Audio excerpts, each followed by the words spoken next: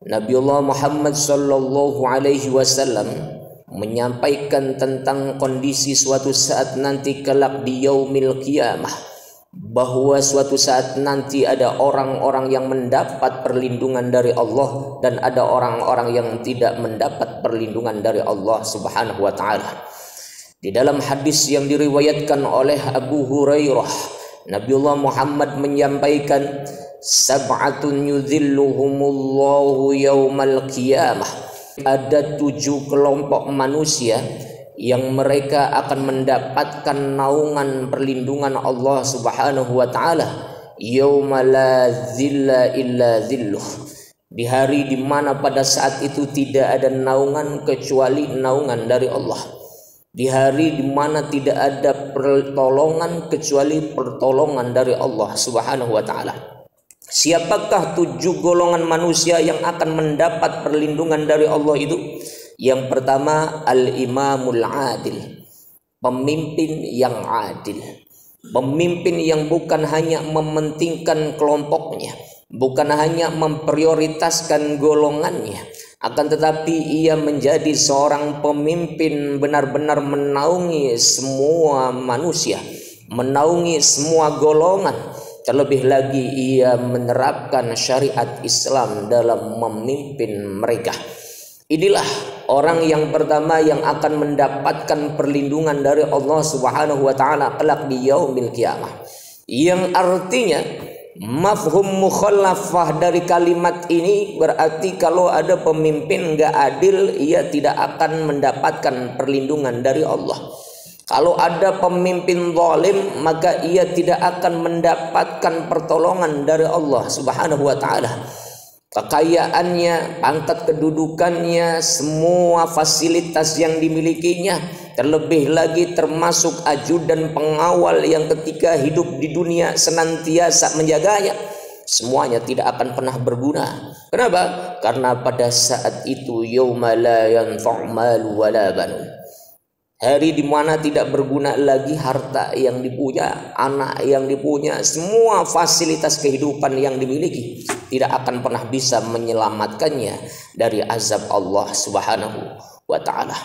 Makanya di sini Allah menyampaikan, wattaqu yawman la tajzi nafsun an nafsin syai'an wa la yuqbalu minha syafa'atu wa la yu'khadhu minha 'adlu wa la hum yunsarun.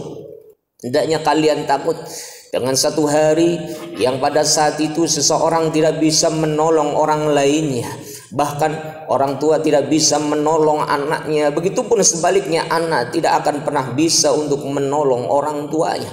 Bukan hanya itu, wala yuqbalu minha syafa'ah, tidak diterima lagi apa yang disebut dengan syafaat. Bahkan syafaat dari orang-orang yang selama ini digadang-gadang akan bisa memberikan syafaat kepadanya tidak akan pernah diterima oleh Allah Subhanahu wa taala. Sebab apa? Sebab nanti yang berguna adalah bagaimana amal perbuatannya ketika hidup di dunia.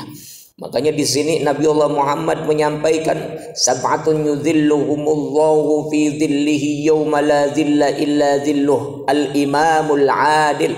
Di antara 7 golongan manusia yang kelak akan mendapatkan naungan perlindungan di hari kiamat adalah imam yang adil, imam yang benar-benar memprioritaskan semua golongan, bukan hanya golongannya, bukan hanya kelompoknya, bukan hanya teman-teman koalisinya, akan tetapi semuanya ia lindungi, semuanya ia layani, semuanya ia perlakukan dengan sebaik-baiknya.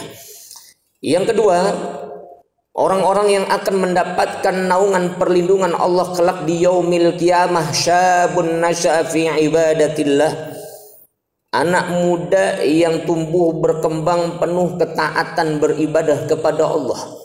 Di saat banyak anak-anak remaja, banyak anak-anak muda yang mereka melampiaskan hawa nafsunya, hawa nafsu hura-hura, hawa nafsu tawuran, hawa nafsu nongkrong-nongkrong di pinggir jalan.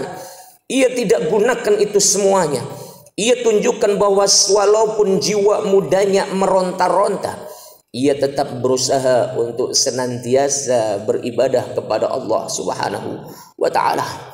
Ia lebih tertarik untuk datang ke majelis-majelis ilmu. Ia lebih tertarik untuk datang beri masjid-masjid untuk melaksanakan ibadah sholat berjamaah daripada datang di tempat-tempat yang tidak berguna, terlebih lagi di tempat-tempat yang penuh dengan kemaksiatan di dalamnya. Berikutnya, yang ketiga, orang-orang yang akan mendapatkan naungan perlindungan dari Allah Subhanahu wa taala kelak di yaumil qiyamah adalah rajulun qalbuhu muta'allaqun bil masajid. Orang-orang yang hatinya terpaut dengan masjid. Baginya masjid itu sesuatu yang menyenangkan. Baginya masjid itu sesuatu yang mengasyikkan. Baginya tidak ada tempat yang lebih nikmat untuk disinggahi kecuali masjid-masjid Allah Subhanahu wa taala. Maka bersyukurlah apabila Bapak Ibu sekalian sampai sekarang ini punya keterkaitan hatinya dengan masjid. Dimanapun kita berada, masjid itu yang akan pertama kali dicarinya. Pergi keluar kota, di mana masjid bang? Saya belum sholat. Pergi ke Jakarta, di mana musola om? Saya belum sholat. Yang dicari adalah masjid. Bahkan ketika mencari rumah, ia tanya kira-kira dari sini dekat atau tidak masjidnya. Oh jauh.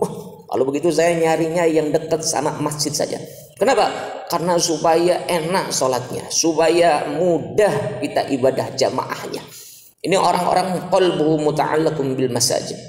Orang-orang yang hatinya terpaut dengan masjid. Begitu banyak orang yang saat ini, mohon maaf, ia tidak peduli dengan masjid.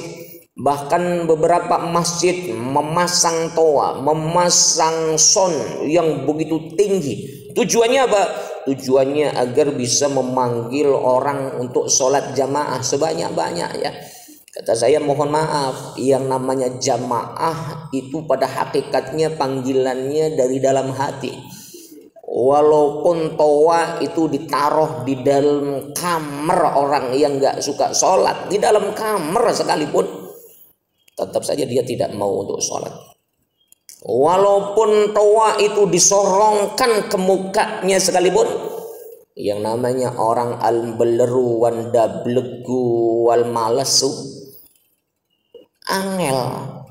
Makanya di sini orang-orang yang muta'allaqun qalbuhu bil masajid, jangankan kedengaran sayup-sayup suara azannya, tidak terdengar suara azan sekalipun, yang dilihatnya ketika melihat jam adalah sudah masuk waktu sholat atau belum, sudah masuk waktu azan atau belum. Tidak menunggu suara azan, ia sudah tahu, oh subuh jamnya jam sekian, oh zuhur jamnya jam sekian, oh asar waktunya jam sekian. Ia hafal waktu-waktu sholat. Kenapa? Karena ia sadar bahwa ia harus menyegerakan diri beribadah kepada Allah Subhanahu wa ta'ala. Yang keempat, hadirin rahimakumullah, orang-orang yang kelak mendapatkan naungan perlindungan dari Allah kelak di yaumil qiyamah adalah rajulani tahabban fillah. Dua manusia yang saling mencintai karena Allah. Ijtama'a alaihi wa tafarraqa alaihi. Yang keduanya bertemu karena Allah dan kemudian berpisah karena Allah. Artinya apa? Di sini Allah dan Rasulullah mengajarkan kepada kita bahwa kita kalau misalnya suka terhadap sesuatu, bukan hanya kepada manusia tapi kepada barang-barang duniawi apapun, pastikan semuanya karena Allah. Kenapa Bapak suka sama motor ini? Karena motornya dibawa ngebut enak. Kenapa emangnya kalau dibawa ngebut? Supaya sholat ke masjidnya itu bisa lebih cepat datang ke masjid. Kenapa Bapak suka sama rumah ini? Karena rumahnya dekat dengan masjid. Kenapa Bapak suka dengan handphone ini? Karena handphone ini bisa ngelihat YouTube, bisa ngelihat pengajian, bisa mendengarkan ceramah-ceramah agama. Kenapa Bapak suka sama perempuan ini? Karena ini solehah. Dan inilah yang saya cari selama ini dalam pencaharian cinta saya. Wah, ini berarti hubbillah, cinta karena Allah. Makanya kita sekarang ini kalau kita misalnya menyukai sesuatu kira-kira karena Allah atau karena hawa nafsu. Kalau karena hawa nafsu tidak akan ada faedahnya, tidak akan berbuah pahala.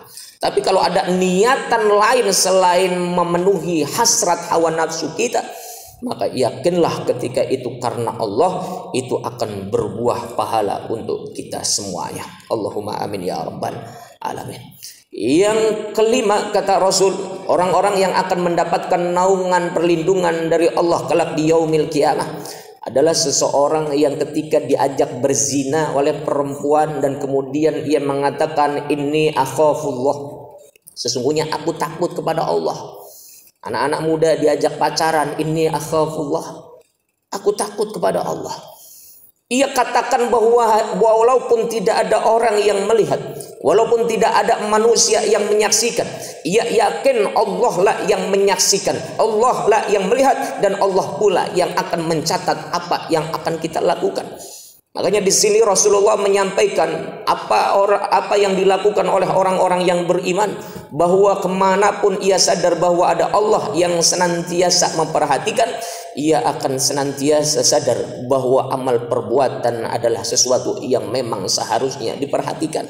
Maka orang-orang yang beriman, ya anak-anak muda di sini, anak-anak remaja, fokus belajar, fokus sekolah, fokus ngaji. Jangan kemudian pacaran-pacaran, haram hukumnya. Yang keenam, siapa orang-orang yang akan mendapat perlindungan dari Allah di hari kiamat nanti, yakni orang-orang yang senantiasa menginfakkan sebagian harta yang dimilikinya. Bahkan sampai-sampai ketika tangan kanannya memberi, tangan kirinya enggak ngelihat. Tangan kanannya ngeberi, tangan kirinya enggak lihat. Artinya apa? Ia murni melakukan itu karena Allah. Jangankan orang lain yang lihat, tangan kiri sendiri saja enggak ngelihat. Ini adalah satu kiasan yang menandakan bahwasanya ia menginfakkan sebagian harta yang dimilikinya bukan karena pencitraan, bukan karena tujuannya agar mendapatkan banyak dukungan suara ketika musim pemilihan, bukan, tapi murni karena Allah Subhanahu wa taala. Yang ketujuh, yang terakhir, siapakah itu? Yakni orang-orang yang bangun di tengah malam, ia sujud kepada Allah dan kemudian berdoa kepada Allah seraya mencucurkan air mata dari wajahnya. Ia nangis, memang benar-benar nangis, bukan karena ada yang melihat, bukan karena disorot kamera, bukan karena banyak manusia yang memperhatikan, bukan, tapi nangis murni karena meminta pertolongan dan meminta ampunan kepada Allah Subhanahu wa taala.